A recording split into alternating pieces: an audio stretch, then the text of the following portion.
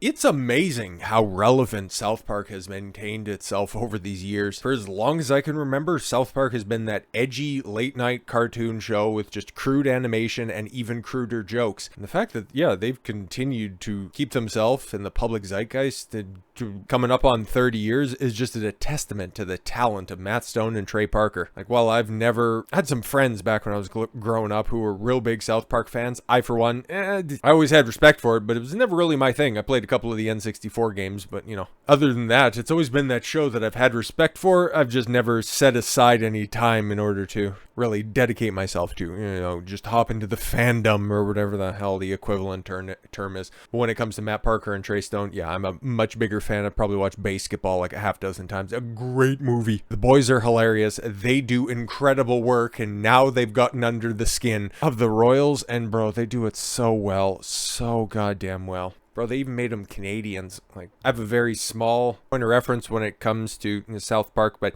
I think everybody knows, like, if you got the disjointed mouth like that, it's like Terrence and Phillip. But when I made reference to this, oh lord, what was that? Yesterday?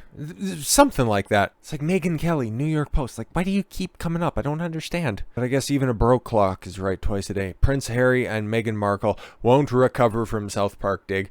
Yeah, they did an entire episode on him, and again, in only South Park fashion, it just completely said what needed to be said and drove the point home perfectly. Megyn Kelly says, oh good, well if Megyn Kelly says that, it has to be true. That Meghan Markle and Prince Harry simply won't recover from a recent South Park episode that mocked the exiled royals. The Duke and Duchess of Sussex, who retardedly got their titles back, like, Charles, what are you doing, flaps? Decision to move across the pond in a desperate bid for privacy was mercilessly ridiculed on the show's latest episode titled The Worldwide Privacy Tour. Yeah, we got some stills and stuff, like, it's absolutely hilarious. Like, not her, decent. But yeah, going on Good Morning Canada in the show's context and just saying, we just want our privacy and we just want to be normal people. All this attention is so hard, the prince says in the episode. You wouldn't be able to discern that from real life and from the South Park episode. That's what makes the boys so important and why they continue to be culturally relevant. Because if you just read that, you wouldn't know for sure if that was just something that Prince Harry actually said or if that was something that they had written for him. The couple later flashes boards a flashy private jet and sets off on their worldwide privacy tour. As Markle's rumored political bid, I've heard this before, and this is so catastrophically stupid, but please, for the love of God, please make it happen. Oh, the videos would be so great. Unconfirmed reports suggest that the mom of two, she's a mother, guys. Come on, she knows the struggles of having a bitch boy beta cuck as a husband, has been forging connections with top Democrats and have long circulated. Please make it happen. Despite endless whispers, careless whispers, if you will, there is no solid evidence that she's interested in running for elected office. Please run. 2028, Meghan Markle, please make it happen. Make it happen. That'd be so great.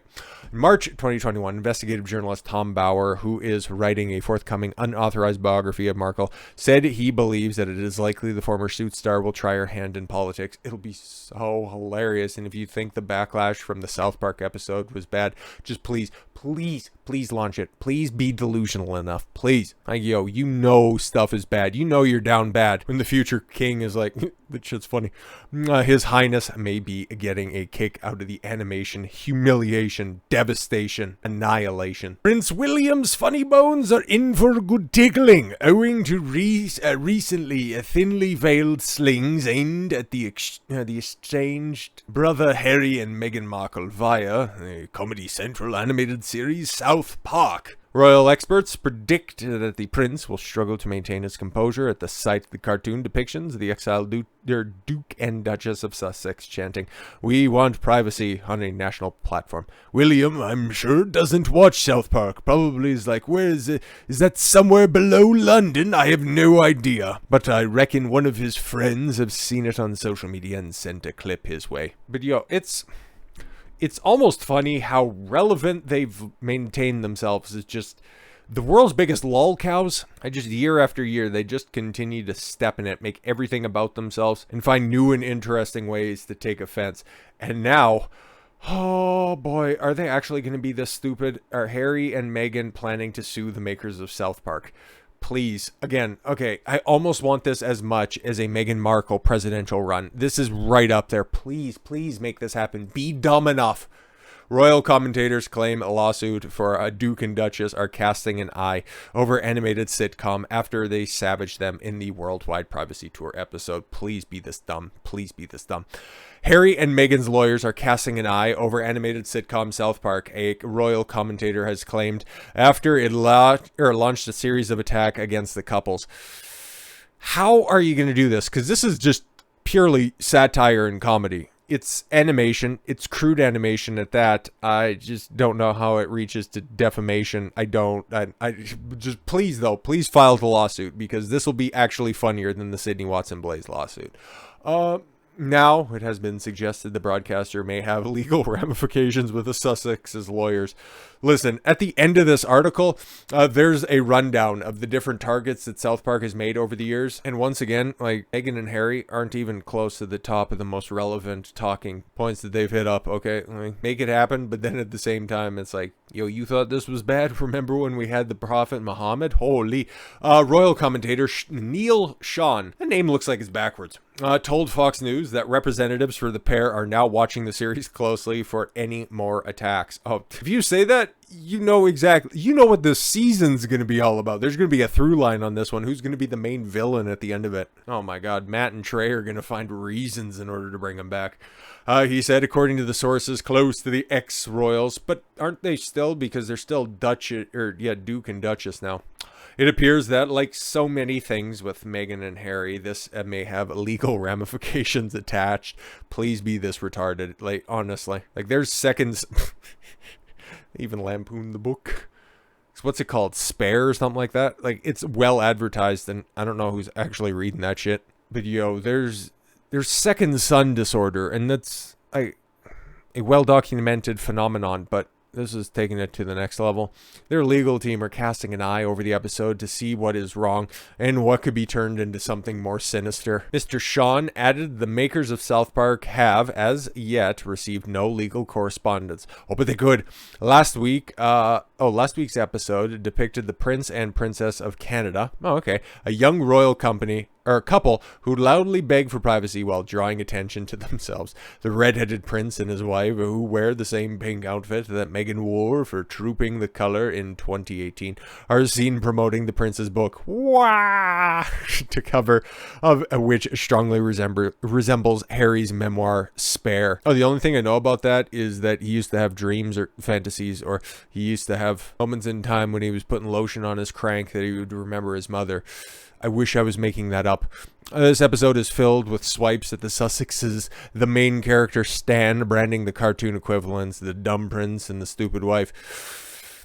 Truth is an absolute defense to defamation. While Kyle complains about the private jet parked outside their home, the show opens with Kyle's younger brother Ike, adopted from Canada. Yeah, inconsolable at the news that the Queen of Canada, who resembles late Queen Elizabeth II, is dead. Hilarious. The Prince and Princess of Canada are seen as at a large state funeral, where they are booed by the rest of the royal family, accused of bashing the Canadian monarchy. Against the backlash, the couple appear on breakfast television to demand their privacy. No, I'm sorry, it's called Good Morning Canada. Arriving at the set of Good Morning Canada, it's not breakfast television. That is actually a morning talk show in Canada, which is equally as unwatchable. With the book to promote, the prince holds aloft a placard reading, "We want privacy," while the princess's banner reads, "Stop looking at us." Aw, there you see right there. I don't know why they're in France in that picture, but whatever, man. The host asks whether, in reporting on the royal family for his new book, he has now become a journalist himself, despite hating them. "We just want to be normal people. All this attention is so hard," the prince replies. "Like my cock when it was frostbitten and I needed to apply aloe vera to it." The couple are challenged by the host, who questions how sincerely they want privacy, and the royals storm off the set. Of course, eventually they settle down, okay, and South Park are, well, of course, a little bit of a coincidence, but I understand. Yo, that's so funny. That's what everybody's alleged has been basically saying behind their back for years, saying that every time that they want to claim that they just want privacy on different documentary, on different interview show that they do, on every primetime appearance, every time that they try to clout jack any of the royal celebrations, all they're doing is signposting how much we just want privacy, but in actuality it's like yummy attention. But it looks like there's a lot of really pointed references, and can you say that that's defamation? I think that they're stupid enough to at least send over a cease and desist and try to get the episode pulled. Think that they'd be dumb enough to do that. But yeah, like I said, there's a list of the more high profile targets that they've gone after. Like, do you remember Michael Jackson? Allegedly, where it was like he was proven in a court of law, and MJ, or at least his estate, didn't even bother to fuck around with any of this stuff. Like, what are you guys doing, man? The animated satire South Park had been television mainstay the world over since its debut in 1997. Yo, man. Well, it never burned as bright as like the first 2 seasons of Family Guy, and definitely not the first 10 seasons of The Simpsons. Like, South Park has been just one of those shows. If I'm to draw an analogy, here's another one, a wrestling analogy. From about that same time, 1997, in on and around that area. Like, I think Family Guy came out in 99, which is probably good for the reference I'm going to be making. Family Guy was like The Rock, like really popular for those first couple of seasons. Then he went away, and then he just came back, and it's like he's just kind of on the periphery, and it's like, oh yeah, that's still around, and we don't really care or anything like that. Like, they were super hot for a second, and then The Simpsons was like Stone Cold Steve Austin. It just came, it was a supernova, burned hot, bright, and then it was just like, oh, he's gonna be the commissioner for a while. It'll be around for a second. But South Park's like The Undertaker, never quite the top guy, just always around, always good, always reliable, and then everybody just holds them in a certain regard. That's the popularity of South Park. And them always just be biting with their political commentary, with their social relevance. It's something that you're never going to see another show be able to accomplish, especially 26 years into this shit. But taking on Tom Cruise after he was... Remember Tom Cruise jumping on Oprah's couch? They lampooned that. Trapped in the Closet in 2005. The episode parodied the actor's relationship with the Church of Scientology, one of the religions that the creators have targeted for satire, as well as Christianity, Islam, Judaism, and the Church of Jesus Christ of Latter-day Saints. Didn't they write didn't they do the Book of Mormon? Okay. Inside the episode, Cruise traps himself in a closet and refuses to come out, later joined by John Travolta and R. Kelly. This was before R. Kelly got snatched up and he was fighting for his fucking life, man. And Stan denounces the church as a scam. The Scientologists and celebrities' followers threaten to sue. Stan dares them as the episode ends, and his closing credits names only John Smith and Jane Smith, poking at the church's precedent for suing. The episode was controversial, as intended, and Cruise reportedly tried to pull it from circulation. In response, the creators included him in the milestone episode 200, in which Cruise and many other celebrities parodied by the show sought revenge against the show's creators. Hilarious. One thing led to another, and the town of South Park is threatened with a lawsuit for Cruise unless they help him meet the Prophet Muhammad.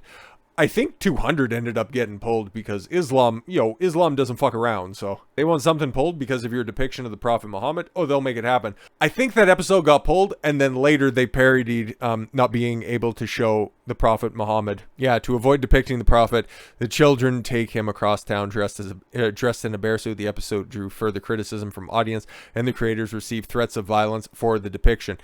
I would believe those threats of violence because, Muslims, they don't fuck around with that shit. Threats that Tom Cruise, wanted the episode taken down. Did he sue, though? Nope. Kanye West, Kim Kardashian, Xi Jinping, the leader of communist China, had him depicted as Winnie the Pooh, something that you're not even allowed to do within the confines of China. Trump and Hillary, yes, of course, just about every sitting president, and even some of the former ones as well. Britney Spears, I guess, depicted like that. That's weird. Ben Affleck, Ben Affleck, Jennifer Lopez, Bill Gates, like, nobody's safe. Pope Benedict to the 16th. Yo, if it's relevant, if it's poppin', South Park is going to parody it hilariously. They're picking up the slack for where Saturday Night Live dropped it. And honestly, they do a better job. So please, Meghan Markle be stupid enough to try to sue to get the episode pulled. Please be that dumb. Do they have a case, though, if they do sue? Fuck no, of course not. What's defamatory about telling the truth, mocking the situation, not alleging anything illegal that you did? All they're doing is just poking fun of your absurd life. If you had just a modicum of self-awareness, you'd take that all in stride. You would assess the situation and then maybe reflect and change in order to move appropriately. But you won't, because you're just clout jackers, so I look forward to covering whatever development comes out of this. I normally couldn't care less about the Royals, but the situation is so absurd that, I had to talk about it in some form or fashion. So with all that said, thank you all very much for the gift of your time. I've been Don Consuelo. I want you to follow your gut and get after it. Take care, everyone.